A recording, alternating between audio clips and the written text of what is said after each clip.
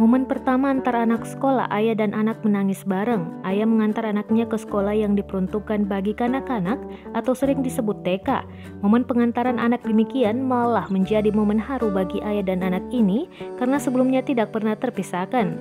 Postingan terkait ayah dan anak menangis bareng diunggah oleh pengguna TikTok Dilla Rusli atau bernama Della Rusli. Della Rusli membagikan momen suaminya mengantarkan anak perempuan mereka pada Senin 1 Februari 2021. Sedih karena ditinggalkan anak, tulisnya. Pada video, Della Rusli turut menuliskan yang dialami suaminya saat mengantarkan buah hati ke sekolah. Beberapa jam diunggah, videonya telah disaksikan lebih dari 1.000 tayangan dan mendapat respon haru dari pengguna TikTok. Della Rusli merupakan warganet berasal dari Malaysia. Ia bersama suami mengantarkan anak ke sekolah tepatnya hari pertama sekolah. Bagi sebagian anak-anak, tentu momen pertama masuk sekolah akan mendapatkan berbagai hal. Ada yang menangis, senang karena banyak teman dan banyak hal lainnya. Namun kali ini yang mendapat sorotan ekspresi dari suami Della Rusli. Bukan hanya anak yang menangis, ayah pula turut menangis. Bahkan suami Della Rusli menangis sampai setengah jam lamanya.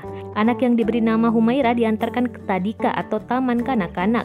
Momen tersebut merupakan hari pertama bagi Humaira diantar ke sekolah karena usianya sudah bisa untuk masuk TK. Dalam mobil, suami Della Rusli menangis. Anak sulung mereka yang berada di dalam mobil terdiam melihat ayahnya demikian.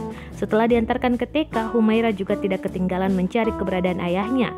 Ia kerap bertanya kepada guru mengenai ayahnya yang tidak terlihat di sekolah. Setelah jam menunjukkan pukul 12:30, Humaira dijemput. Tangisnya pun pecah melihat sang ayah.